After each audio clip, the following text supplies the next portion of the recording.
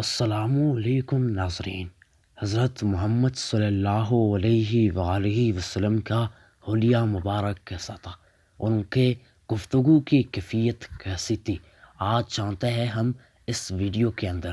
لیکن اس قیمتی ویڈیو کو دیکھنے سے پہلے ویڈیو کو لائک کرنا اور چینل کو سبسکرائب کرنا تاکہ ہر نئی ویڈیو کا نوٹیفیکیشن سب سے پہلے آپ تک ہی پہنچ جائے۔ آپ کا کچھ بھی نہیں جائے گا سبسکرائب کرنے سے، لیکن آپ کے ایک ایک سبسکرائبر سے مجھے فائدہ ہے۔ تو چلے اس قیمتی ویڈیو کو آپ لوگوں سے شیئر کرتے ہیں۔ حضرت حسن بن علی رضی اللہ تعالیٰ عنہ فرماتے ہیں کہ میں نے اپنی ماموں ہند بن ابی حالہ سے حضور اکرم صلی اللہ علیہ وسلم کا حلیہ مبارک دریافت کیا، اور وہ حضور صلی اللہ علیہ وسلم کے حلیہ مبارک کو بہت ہی کثرت اور وضاحت سے بیان کرتے تھے، اور میرا دل چاہتا تھا کہ وہ ان اوصاف جمیلہ سے کچھ میرے سامنے بھی ذکر کرے تاکہ میں ان اوصاف جمیلہ کو ذہن نشین کر کے اپنے اندر پیدا کرنے کی کوشش کروں۔ حضرت حسن رضی اللہ تعالیٰ عنہ کی عمر حضور صلی اللہ علیہ وسلم کی وصال کے وقت 7 سال کی تھی، اس لیے کم سینی کی وجہ سے آپ صلی اللہ علیہ وسلم کے اوصاف جمیلہ کو غور سے دیکھنے اور محفوظ کرنے کا ان کو موقع نہیں ملا تھا۔ ماموں جان نے حضور اکرم صلی اللہ علیہ وسلم کے حلیہ شریف کے متعلق یہ فرمایا کہ آپ خود اپنی ذات و صفات کے اعتبار سے بھی شاندار تھے اور دوسروں کی نظروں میں بھی بڑے رتبے والے تھے۔ آپ صلی اللہ علیہ وسلم کا چہرہ مبارک 14ویں رات کے چاند کی طرح چمکتا تھا۔ آپ علیہ السلام کا قد مبارک بالکل درمیانے قد والے سے کسی قدر لمبا تھا، لیکن زیادہ لمبے قد والے سے چھوٹا تھا۔ سر مبارک اعتدال کے ساتھ بڑا تھا، بال مبارک کسی قدر بل کھائے ہوئے تھے۔ اگر سر کے بالوں میں اتفاقاً خود مانگ نکل آتی تو مانگ رہنے دیتے، اور ناپ علیہ السلام خود مانگ نکالنے کا اہتمام نہ فرماتے، یعنی اگر بسہوت مانگ نکل آتے تو نکال لیتے، اگر کسی وجہ سے بسہوت نہ نکلتے اور کنگھی وغیرہ کی ضرورت ہوتی تو اس وقت نہ نکالتے، کسی دوسری وقت جب کنگھی وغیرہ موجود ہوتی تو نکال لیتے۔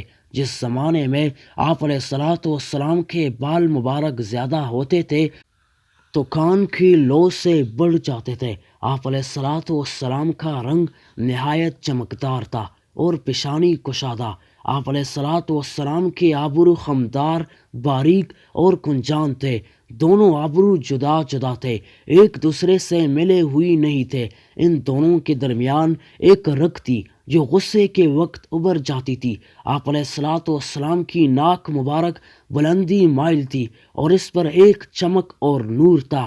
ابتدا آپ علیہ السلام کو دیکھنے والا بڑی ناک والا سمجھتا، لیکن غور سے معلوم ہوتا کہ حسن و چمک کی وجہ سے بلند معلوم ہوتی ہے، ورنہ فی نفسی زیادہ بلند نہیں ہے۔ آپ علیہ السلام کی داڑھی مبارک بھرپور اور گنجان تھی۔ آپ علیہ السلام کی پتلی نہایت سیاہ تھی، رخسار مبارک ہموار اور ہلکے تھے، گوشت لٹکے ہوئی نہیں تھے۔ آپ علیہ السلام کا دہنے مبارک اعتدال کے ساتھ فراخ تھا، یعنی تنگ منہ نہ تھا۔ آپ علیہ السلام کے دندان مبارک باریک اور آبدار تھے، اور ان میں سے سامنے کے دانتوں میں ذرا ذرا فصل بھی تھا۔ سینے سے ناف تک بالوں کی ایک باریک لکیر تھی۔ آپ علیہ السلام کی گردن مبارک ایسی خوبصورت اور باریک تھی جیسا کہ مورتی کی گردن صاف تراشی ہوئی ہوتی ہے، اور رنگ میں چاندی جیسی صاف اور خوبصورت تھی۔ آپ علیہ السلام کے سب اعضاء نہایت معتدل اور پرگوشت تھے، اور بدن کٹا ہوا تھا۔ پیٹ اور سینہ مبارک ہموار تھا، لیکن سینہ مبارک فراخ اور چوڑا تھا۔ آپ علیہ السلام کے دونوں منڈوں کے درمیان کچھ زیادہ فاصلہ تھا۔ جوڑوں کی ہڈیاں قوی اور بڑی تھی جو قوت کی دلیل ہے۔ آپ علیہ السلام کے بدن کا وہ حصہ جو کپڑوں سے باہر رہتا تھا روشن اور چمکدار تھا، چھجائے گا وہ حصہ جو کپڑوں میں ڈھکا رہتا ہو۔ سینہ اور ناف کے درمیان ایک لکیر کے طرح سے بالوں کی باریک داڑھی تھی۔ اس لکیر کے علاوہ دونوں چھاتیاں اور پیٹ بالوں سے خالی تھا، البتہ دونوں بازوں اور کندھوں اور سینے کے بالائی حصے پر بال تھے۔ آپ علیہ الصلوۃ والسلام کی کلائیاں لمبی تھے اور ہتھیلیاں فراخ۔ آپ علیہ الصلوۃ والسلام کی ہڈیاں معتدل اور سیدھی تھی، ہتھیلیاں اور دونوں قدم گداس اور پرگوشت تھے۔ ہاتھ پاؤں کی انگلیاں تناسب کے ساتھ لمبی تھی۔ آپ علیہ الصلوۃ والسلام کے تلوے قدرے گہرے تھے، قدم ہموار تھے کہ پانی کے ان صاف ستھرے اور چکنے ہونے کی وجہ سے ان پر ٹھہرنا نہیں تھا، فوراً ڈل جاتا تھا۔ جب آپ علیہ الصلوۃ والسلام چلتے تو قوت سے قدم اٹھاتے اور آگے کو جھک کر تشریف لے جاتے۔ قدم زمین پر آہستہ پڑتا، زور سے نہیں پڑتا تھا۔ آپ علیہ الصلوۃ والسلام تیز رفتار تھے اور ذرا کشادہ قدم رکھتے، چھوٹے چھوٹے قدم نہیں رکھتے تھے۔ جب آپ علیہ الصلوۃ والسلام چلتے تو ایسا معلوم ہوتا گویا نچان میں اتر رہے ہیں۔ جب کسی کی طرف توجہ فرماتے تو پوری بدن سے پھر کر توجہ فرماتے۔ آپ علیہ الصلوۃ والسلام کی نظر نیچی رہتی تھی۔ آپ علیہ الصلوۃ والسلام کی نظر بنسبت آسمان کے زمین کی طرف زیادہ رہتی تھی۔ آپ علیہ الصلوۃ والسلام کی عادت شریفہ عموماً گوشہ چشم سے دیکھنے کی تھی۔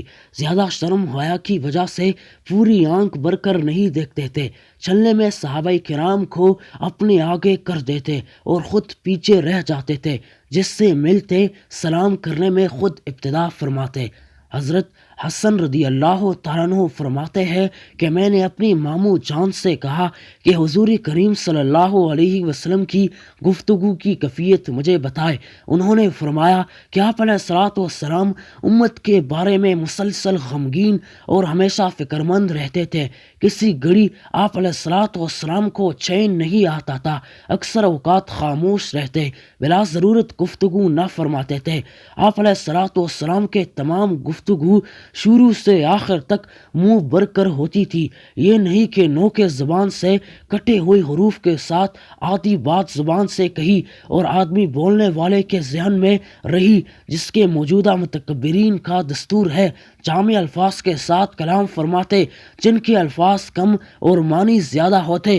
آپ علیہ الصلوۃ والسلام کا کلام ایک دوسرے سے ممتاز ہوتا تھا، نہ اس میں فضول باتیں ہوتے اور نہ ضرورت سے اتنے کم ہوتے کہ مطلب پوری واضح نہ ہو۔ آپ علیہ الصلوۃ والسلام نرم مزاج تھے۔ آپ علیہ السلام نہ سخت مزاج تھے اور نہ کسی کی تذلیل فرماتے۔ اللہ کی نعمت خواہ کتنی ہی توڑی ہو اس کو بہت بڑا سمجھتے تھے، نہ اس کی کسی طرح مذمت فرماتے تھے اور نہ اس کی زیادہ تعریف فرماتے۔ مذمت نہ فرمانا تو ظاہر ہے کہ حق تعالیٰ کی نعمت ہے، زیادہ تعریف نہ فرمانا اس لیے تھا کہ اس سے حرص کا شبہ ہوتا ہے۔ جب کوئی بھی حق کے آڑے آ جاتا تو پھر کوئی بھی آپ علیہ الصلوۃ والسلام کے غصے کے تاب نہ لا سکتا تھا، اور آپ علیہ الصلوۃ والسلام کا غصہ اس وقت تک ٹھنڈا ہوتا جب آپ علیہ الصلوۃ والسلام اس کا بدلہ لے لیتے۔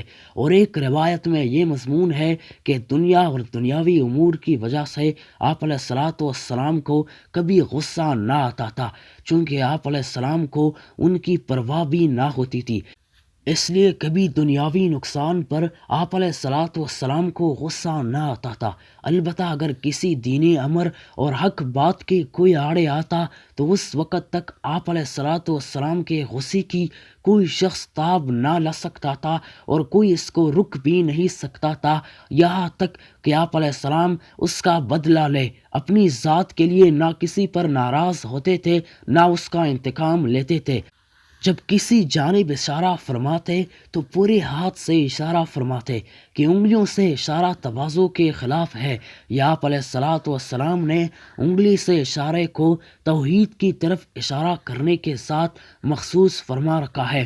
جب کسی بات پر تعجب فرماتے تو ہاتھ کو پلٹ لیتے تھے، اور جب بات کرتے تو کبھی گفتگو کے ساتھ ہاتھوں کو بھی حرکت فرماتے اور کبھی داہنے ہتھیلی کو بائیں انگوٹھے کے اندرونی حصے پر مارتے، اور جب کسی پر ناراض ہوتے تو ان سے منہ پھیر لیتے اور بے توجہی فرماتے یا درگزر فرماتے، اور جب خوش ہوتے تو حیا کی وجہ سے آنکھیں جھکا لیتے۔ آپ علیہ الصلاۃ والسلام کی اکثر ہنسی تبسم ہوتی تھی۔ اس وقت تک آپ علیہ الصلاۃ والسلام کے دانتان مبارک اولی کی طرح چمکدار اور سفید ظاہر ہوتے تھے۔ حضرت حسن رضی اللہ تعالیٰ عنہ فرماتے ہیں کہ میں نے حضرت حسین بن علی رضی اللہ تعالیٰ عنہ سے حضور علیہ الصلاۃ والسلام کی ان صفات کا ایک عرصے تک تذکرہ نہیں کیا، لیکن جب میں نے ان کے سامنے ان صفات کو بیان کیا تو مجھے پتہ چلا کہ وہ تو ماموں جان سے یہ باتیں مجھ سے پہلے ہی پوچھ چکے ہیں، اور یہ بھی مجھے پتہ چلا کہ وہ اپنے والد محترم سے رسول پاک علیہ الصلاۃ والسلام کے مکان تشریف لے جانے اور باہر تشریف لانے اور مجلس میں تشریف فرما ہونے اور حضور علیہ الصلاۃ والسلام کے طرز و طریقوں کو بھی معلوم کر چکے تھے، اور ان میں سے ایک بات بھی انہوں نے نہیں چھوڑی تھی۔ ناظرین، باقی ہمارا رسول کریم صلی اللہ علیہ وآلہ وسلم کتنا پیارا تھا، ان کا حلیہ مبارک، ان کے طرز و طریقے کتنے پیارے تھے، اور آج ہم ہیں کہ نہ ان کے سنت کو فالو کرتے ہیں اور نہ ان کی سنتوں پر چلتی ہوئی اپنے آپ کو آخرت کی زندگی کامیاب بنائیں گے۔ ناظرین، آج کے لیے اتنا ہی۔ اگلی ویڈیو میں پھر بھی سورۃ النبی اور سیرت النبی صلی اللہ علیہ وسلم پر گفتگو کروں گا۔ اگر آپ کو یہ ویڈیو اچھی لگی تو ویڈیو کو لائک کرنا، اور آگے ایسے ویڈیو کو دیکھنے کے لیے چینل کو سبسکرائب کر دیں اور بیل آئیکن کو بھی دبائیں تاکہ ایسے ہر ویڈیو کا نوٹیفیکیشن سب سے پہلے آپ تک ہی پہنچ جائے اور آپ ہی ہمارے پیارے نبی کریم صلی اللہ علیہ وسلم کے اوصاف، ان کے صفات کے بارے میں سب سے پہلے معلوم ہو۔